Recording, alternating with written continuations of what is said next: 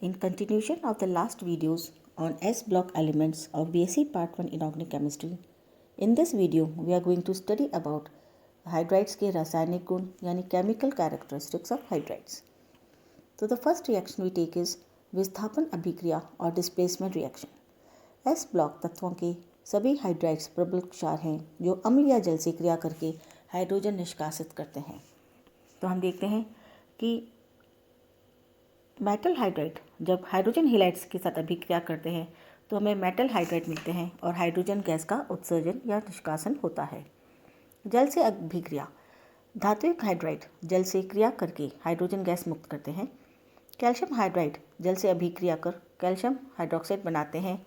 तो potassium hydride की अभिक्रिया पानी के साथ होती है तो हमें पोटेशियम हाइड्रोक्साइड और हाइड्रोजन गैस मुक्त होती है. कैल्शियम हाइड्राइड की अभिक्रिया जब पानी के साथ होती है तो कैल्शियम हाइड्रोक्साइड बनता है और हाइड्रोजन मुक्त होती है. कैल्शियम हाइड्राइड की जल से अगर हम अभिक्रिया कराते हैं तो वह अति तीव्र होती है और आग पकड़ लेती है. हेलो एसिड से अभिक्रिया रिएक्शन विथ हेलो एसिड्स धात्विक हाइड्राइड हेलो एसिड से अभिक्रिया करके धात्विक हेलाइड बनाते हैं. सोडियम हाइड्राइड की अभिक्रिया HCl से कराते हैं तो हमें NaCl मिलता है और हाइड्रोजन मुक्त होती है. कैल्शियम हाइड्राइड की अभिक्रिया जब हम HCl से कराते हैं तो हमें कैल्शियम क्लोराइड प्राप्त होता है और हाइड्रोजन गैस मुक्त होती है यानी हाइड्रोजन गैस का निष्कासन होता है. हाइड्राइड्स की अगर हम अपचायक के रूप में देखें तो S ब्लॉक तत्वों के हाइड्राइड्स प्रबल अपचायक होते हैं. ये क्लोराइड लवणों का अपचयन करने में सक्षम होते हैं. कैल्शियम हाइड्राइड की अभिक्रिया जब NaCl के साथ कराई जाती है तो हमें कैल्शियम क्लोराइड मिलता है और सोडियम आयन अपचयित होकर सोडियम मेटल में कन्वर्टेड हो जाता है और हाइड्रोजन गैस की निष्कासन होती है. हाइड्रोजन अल्कोहल के साथ अगर हम अभिक्रिया कराएं हाइड्राइड्स की तो धात्विक हाइड्राइड्स अल्कोहल के साथ अभिक्रिया करके धात्विक एल्कोक्साइड बनाते हैं. सोडियम हाइड्राइड अल्कोहल के साथ अभिक्रिया करके सोडियम एल्कोक्साइड बनाता है और हाइड्रोजन गैस निष्कासित होती है. बेरिलियम हाइड्राइड अल्कोहल के साथ अभिक्रिया करके बेरिलियम एल्कोक्साइड्स बनाता है और साथ में हाइड्रोजन गैस मुक्त होती है. हाइड्राइड्स की अभिक्रिया इलेक्ट्रोन्यून हाइड्राइड से कराते हैं तो लिथियम हाइड्राइड शुष्क ईथर की उपस्थिति में एल्यूमिनियम क्लोराइड से क्रिया करके एक जटिल यौगिक लिथियम एल्यूमिनियम हाइड्राइड बनाता है. यानी मेटल हाइड्राइड्स इलेक्ट्रोन्यून हाइड्राइड्स के साथ अभिक्रिया करके कॉम्प्लेक्स फॉर्मेशन का निर्माण करते हैं. तो लिथियम हाइड्राइड एल्यूमिनियम क्लोराइड के साथ अभिक्रिया करके लिथियम एल्यूमिनियम हाइड्राइड कॉम्प्लेक्स का निर्माण करती है. अब हम आते हैं हाइड्राइड्स की क्रिस्टल संरचना पर. बेरिलियम हाइड्राइड के एक अणु में 4 हाइड्रोजन परमाणु बंधित होते हैं. बेरिलियम परमाणु की बाह्यतम कक्ष में 2 इलेक्ट्रॉन हैं तथा हाइड्रोजन परमाणु की बाह्यतम कक्ष में 1 इलेक्ट्रॉन होता है. अतः हाइड्रोजन परमाणु के पास पर्याप्त इलेक्ट्रॉन नहीं होने से बंध बनाने में अक्षम है, परंतु बेरिलियम परमाणु त्रिकेंद्रीय बंध बनाते हैं. यह एक क्लस्टर कंपाउंड है. यह इलेक्ट्रॉन न्यून यौगिक है. अतः बेरिलियम हाइड्राइड अपने निकटवर्ती परमाणु से इलेक्ट्रॉनिक साझेदारी द्वारा बंध बनाते हैं. हाइड्राइड आयन में प्रोटॉन तथा इलेक्ट्रॉन का अनुपात 1:2 रहता है. प्रोटॉन अपने इलेक्ट्रॉन्स को कम नियंत्रित कर पाते हैं. इस कारण इलेक्ट्रॉन्स का जो अभ्र होता है यानी क्लाउड अधिक विस्तृत यानी डिफ्यूज रहता है. इससे हाइड्राइड्स आयनों की क्रिया में त्रिज्या में काफ़ी परिवर्तन आ जाता है. उनकी जो आयनिक साइज होती है वो काफ़ी डिफरेंट हो जाती है, जो कि हम देखते हैं निम्नानुसार है. प्रथम वर्ग की जो हाइड्राइड की त्रिज्या है वह 1.26 एंगस्ट्रॉम है. लिथियम की 1.26 एंगस्ट्रॉम है. सोडियम की 1.46 एंगस्ट्रॉम है. पोटेशियम की 1.52 एंगस्ट्रॉम, रूबिडियम की 1.54 एंगस्ट्रॉम और सीजियम की 1.55 एंगस्ट्रॉम. यानी अगर हम देखें लिथियम के साथ अगर हाइड्राइड होता है तो हाइड्राइड की त्रिज्या 1.26 एंगस्ट्रॉम, सोडियम के साथ हाइड्राइड की त्रिज्या 1.46 एंगस्ट्रॉम, पोटेशियम हाइड्राइड में 1.52 एंगस्ट्रॉम, रूबिडियम हाइड्राइड में 1.54 एंगस्ट्रॉम और सीजियम हाइड्राइड में 1.55 एंगस्ट्रॉम होती है. Now we come to the uses of hydrides. First is अपचायक के रूप में. विभिन्न धात्विक हाइड्राइड प्रयोगशाला में अपचायक के रूप में प्रयुक्त किए जाते हैं. कैल्शियम हाइड्राइड की अभिक्रिया जब मेटल ऑक्साइड के साथ कराई जाती है तो हमें कैल्शियम ऑक्साइड मिलता है और मेटल अपचयित होकर मेटलिक स्टेट में कन्वर्ट हो जाता है. जटिल हाइड्राइड्स के निर्माण में हाइड्राइड्स विभिन्न जटिल हाइड्राइड्स जैसे लिथियम एल्यूमिनियम हाइड्राइड तथा सोडियम बोरोहाइड्राइड आदि के निर्माण में प्रयुक्त किए जाते हैं. ये प्रबल अपचायक होते हैं जो एल्डिहाइड या कीटोन को अल्कोहल में तथा नाइट्राइल जैसे क्रियात्मक समूह को एमीन में अपचेत कर देते हैं। लिथियम एल्यूमिनियम हाइड्राइड की क्रिया जब पानी के साथ कराई जाती है तो हमें लिथियम हाइड्रोक्साइड और एल्यूमिनियम हाइड्रोक्साइड मिलते हैं। बेरिलियम बोरोन क्लोराइड की अभिक्रिया जब लिथियम एल्यूमिनियम हाइड्राइड के साथ कराई जाती है तो LiCl, AlCl3 और 2B2H6 की प्राप्ति होती है। जब लिथियम एल्यूमिनियम हाइड्राइड की क्रिया कीटोन्स के साथ कराई जाती है तो हमें अल्कोहल्स की प्राप्ति होती है। और जब लिथियम एल्यूमिनियम हाइड्राइड की अभिक्रिया RCN के साथ कराई जाती है तो अमीन्स की प्राप्ति होती है, यानी अमीन्स में कन्वर्ट हो जाते हैं। विलायकों के निर्जलीकरण में hydrolith that is calcium hydride जैसे हाइड्राइड जल से तीव्र अभिक्रिया प्रदर्शित करते हैं। ऐसे हाइड्राइड्स गैसीय विलायकों से जल को पृथक करने के लिए प्रयुक्त किए जाते हैं। नवजात हाइड्रोजन के निर्माण में धात्विक हाइड्राइड जल से अभिक्रिया करके हाइड्रोजन गैस बनाते हैं, जिसका उपयोग गुब्बारे को फुलाने आदि में किया जाता है। Now we come to the solvation tendency. प्रथम तथा द्वितीय वर्ग की सभी धातुओं के हाइड्राइड अपने जलीय विलयनों में विद्युत चालकता प्रदर्शित करते हैं, जिसका निर्धारण उनकी जल योजन क्षमता के द्वारा किया जा सकता है। वह प्रक्रम जिसमें विलायक के अणु आयन से जुड़ जाते हैं तो उसे विलायकन कहते हैं, तथा विलायक के रूप में जल हो तो उसे जल योजन कहते हैं। जलीय विलयनों में आयनों की उपस्थिति तथा उनकी स्वतंत्र गति विद्युत का चालन करती है। ये आयन जलीय विलयन में प्रबल आकर्षण बल यानी आयन बंध टूटने से प्राप्त होते हैं। क्षार धातुओं में लिथियम आयन लिथियम प्लस का आकार सबसे छोटा होता है, अतः यह माना जाता है कि यह कैथोड की ओर तीव्रता से गति करेगा। परंतु जलीय विलयनों में आयनिक कणों की गति की प्रक्रिया विपरीत होती है, अर्थात अन्य क्षार धातुओं की तुलना में लिथियम आयन कम गतिमान होते हैं। अतः क्षार धातुओं की चालकता का क्रम हम देखें तो निम्नानुसार होता है। सीजियम आयन की जो चालकता होती है वह रुबिडियम प्लस से ज़्यादा होती है। रुबिडियम आयन की पोटेशियम आयन से ज़्यादा होती है। पोटेशियम आयन की सोडियम से ज़्यादा होती है सोडियम आयन से। और सोडियम आयन की जो चालकता होती है वो लिथियम आयन से ज़्यादा होती है। अतः हम देखें सीरीज़ में तो सीजियम आयन जो होता है उसकी चालकता सबसे ज़्यादा होती है और लिथियम आयन की सबसे कम।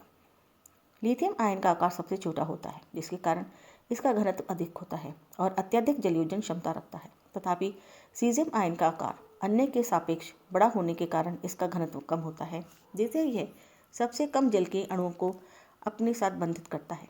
इसका मुख्य प्रभाव यह होता है कि जल योजित लिथियम आयन बड़े आकार का तथा जल योजित सीजियम आयन छोटे आकार का होता है। अतः जल योजित सीजियम आयन अपेक्षाकृत तीव्र गति से गतिशील होते हैं। लिथियम आयन से 4 तथा सीजियम आयन से 6 अणु जल में जुड़ सकते हैं। लिथियम आयन से जुड़े 4 अणु जल के कई अणुओं के साथ बंधित होकर विस्तृत द्वितीयक जलयोजन क्षेत्र का निर्माण करते हैं। सीजियम आयन का द्वितीयक जलयोजन क्षेत्र हाइड्रेशन एरिया लिथियम की तुलना में बहुत कम होता है। विलायकन की परिसीमा की गणना उसकी विलायकन ऊर्जा यानी सॉल्वेशन एनर्जी के मान के द्वारा निर्धारित होती है। निम्नांकित सारणी में प्रथम एवं द्वितीय वर्ग के तत्वों की जल योजन यानी विलायकन ऊर्जा के मान दिए गए हैं। अगर हम देखें तो आवर्त संख्या 2 में लिथियम की जो विलायकन ऊर्जा है वो -544 किलो जूल्स पर मोल है। सोडियम प्लस की -435 किलो जूल्स पर मोल।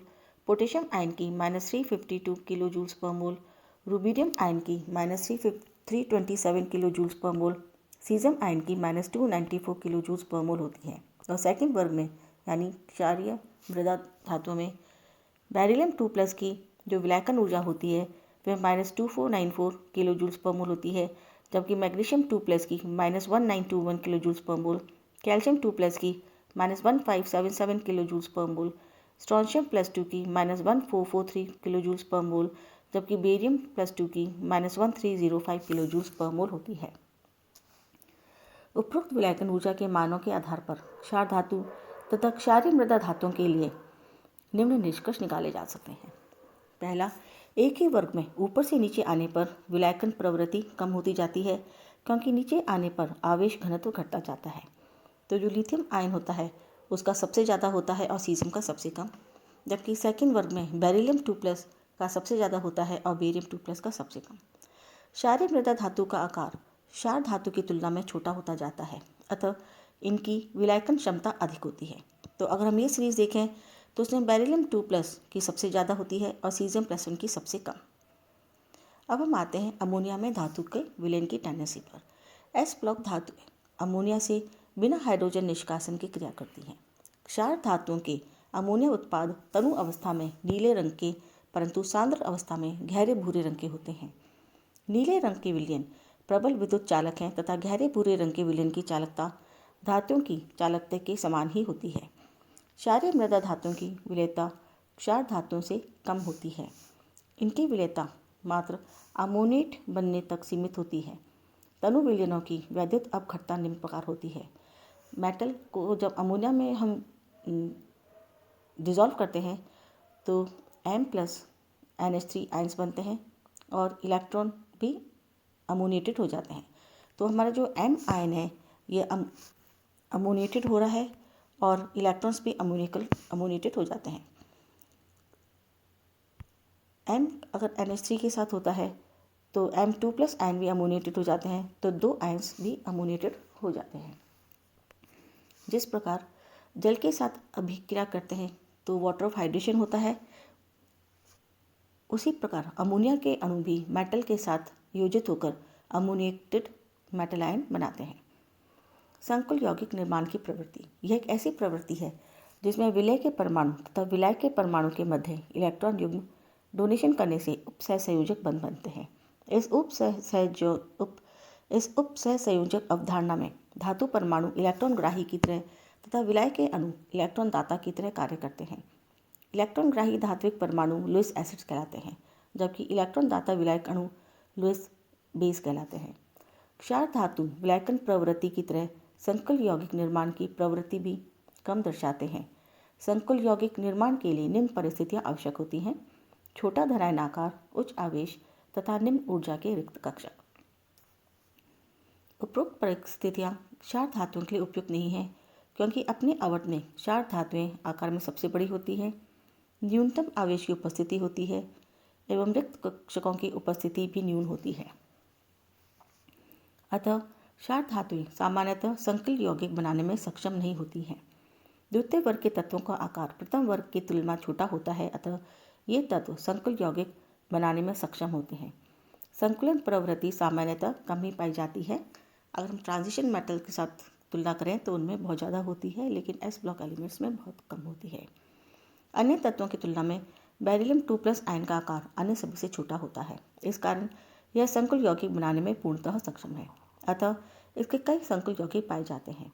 Mg2+ तथा Ca2+ आयनों की संकुलन क्षमता मध्यवर्ती होती है, जबकि लिथियम आयन का आकार छोटा होने के कारण यह कॉम्प्लेक्स यौगिक बनाता है। धातु आयनों में संकुल यौगिक निर्माण का क्रम निम्नानुसार होता है। लिथियम में ये टेंडेंसी सबसे ज़्यादा होती है, सीजियम में सबसे कम होती है, और सेकेंड वर्ग में बेरिलियम 2+ में ये टेंडेंसी सबसे ज़्यादा होती है और बेरियम 2+ में ये सबसे कम होती है। एक ही वर्ग में ऊपर से नीचे आने पर संकुल यौगिक निर्माण की प्रवृत्ति घटती जाती है, क्योंकि धात्विक आकार बढ़ता जाता है। वर्गानुसार संकुल यौगिक निम्न है। प्रथम वर्ग के संकुल यौगिक का अगर हम देखें तो क्षारीय धातुओं के संकुल यौगिक सामान्यतः हाइड्रेट तथा एक्वा के रूप में होते हैं। जैसे लिथियम आयन 4 जल के अणुओं को बंधित कर संकुल यौगिक बनाता है। इसका रासायनिक सूत्र लिथियम H2O4+ है तथा इसकी ज्यामितीय टेट्राहेड्रल है। सोडियम तथा पोटेशियम आयन भी इसी प्रकार के टेट्राहेड्रल यौगिक बनाते हैं। रुबिडियम तथा सीजियम आयन जैसी धातुएं अपने बड़े आकार के कारण 6 अणु जल को जोड़कर संकुल यौगिक का निर्माण करती हैं।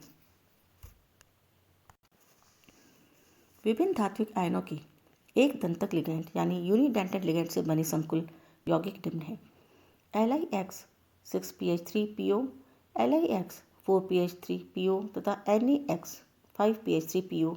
यहाँ X के लिए निम्न लिगैंड हो सकते हैं, जैसे आयोडाइड, नाइट्रेट और क्लोरेट। इन सभी यौगिकों की ज्यामितियाँ चतुष्फलकीय होती हैं। विलयन में सल्फेट पर ऑक्सोसल्फेट, थायोसल्फेट जैसे लिगैंड भी हो सकते हैं।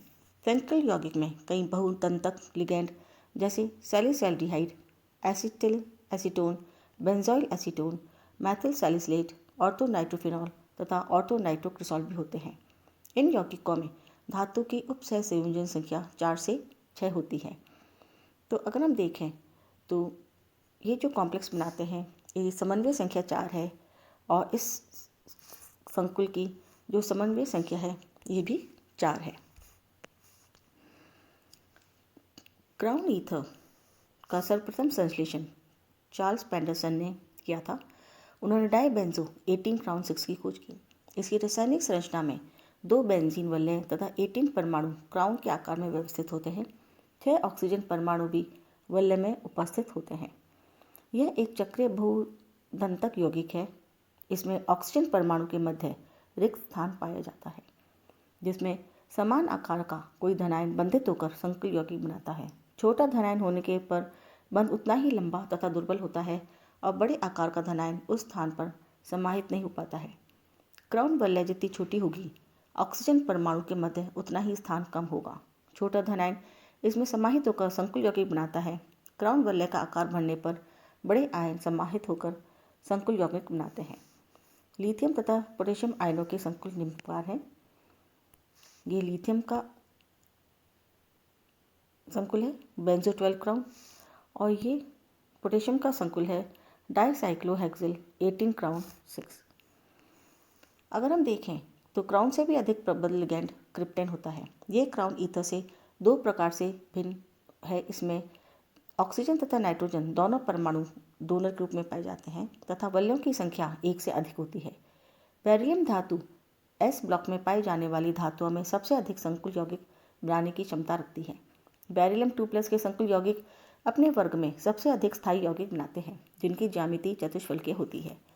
बेरिलियम धातु के संकुल यौगिक BeH2O4, BeCl2CH3O2O, BeCl2CH3O2CO तथा BeCl2CH3CHO है। कुछ अन्य बहुदंतक लिगैंड भी स्थायी यौगिक बनाने में सक्षम है, जैसे एसिटाइल एसीटोन बीटा डाइकीटोन के साथ बेरिलियम एसिटाइल एसीटोन 2 तथा ऑक्जेलेट एवं एसीटेट के साथ क्रमशः BeC2O4 2 एवं क्षारीय बेरिलियम एसीटेट बनता है। क्षारीय बेरिलियम एसीटेट को OBe4CH3COO6 के रूप में लिखा जाता है, जिसकी संरचना निम्न प्रकार है। ये संरचना हम देख रहे हैं, ये बेसिक बेरिलियम एसीटेट की संरचना है और यह एक कॉम्प्लेक्स कंपाउंड है। इसकी ज्यामितीय संरचना में Be+2 के 4 परमाणु चतुष्फलक के चारों केंद्रों पर उपस्थित रहते हैं और इसके केंद्र भाग में ऑक्सीजन का परमाणु स्थित होता है। परस्पर 2 बेरिलियम परमाणु को जोड़ने के लिए 6 एसीटेट के आयन होते हैं। मैग्नीशियम धातु भी संकुल यौगिक बनाने में सक्षम है, जैसे MgADTA 2- तथा क्लोरोफिल, जिनकी संरचना निम्न है। यह क्लोरोफिल की संरचना है, इसमें मैग्नीशियम आयन कॉम्प्लेक्स बना रहा है, और ये ADTA की संरचना है, जिसमें मैग्नीशियम आयन कॉम्प्लेक्स बना रहा है। भारी क्षारीय मृदा धातुएं सामान्यतः संकुल यौगिक नहीं बनाती हैं, परंतु इनके कुछ एक्वा आयन अवश्य उपस्थित होते हैं। क्षारीय मृदा धातुएं भी क्राउन तथा क्रिप्टेट आयनों के साथ संकुल यौगिक बनाती हैं, जैसे 5 ऑक्सीजन परमाणु युक्त बेंजो 15 क्राउन, 5 बहुईथर कैल्शियम +2 के साथ तथा 6 ऑक्सीजन परमाणु युक्त डाइसाइक्लोहेक्सिल 18 क्राउन 6 लिगैंड बेरियम 2+ तथा स्ट्रोंशियम +2 के साथ संकुल बनाते हैं। Now we come in working in biological system. जो एस ब्लॉक एलिमेंट्स होते हैं, उनकी उपस्थिति बायोलॉजिकल सिस्टम में देखी जाती है। जीवों में शारीरिक गतिविधि को सही तरह से संचालित करने के लिए लगभग 27 मूल तत्वों की आवश्यकता होती है, जिनमें 15 तत्व सामान्यतः धात्विक प्रकृति के हैं। सामान्यतः 4 तत्वों की अति आवश्यकता होती है, जैसे पोटेशियम, मैग्नीशियम, सोडियम तथा कैल्शियम आदि। इनके प्रमुख कार्य निम्नानुसार है। पहला है कार्बन डाइऑक्साइड का कार्बोहाइड्रेट में अपचयन करना, H2O का ऑक्सीजन में ऑक्सीकरण करना, कैल्शियम 2+ एपेटाइट कैल्शियम 3 फॉस्फेट के रूप में हड्डी व दांतों के लिए उपयोगी होता है। दांतों के ऊपर का जो इनेमल होता है वह फ्लोरो एपेटाइट यानी 3Ca3PO4 CaF2 होता है। खून का थक्का जमने में भी Ca2+ आयन का प्रयोग किया जाता है। That's all for today. Thank you.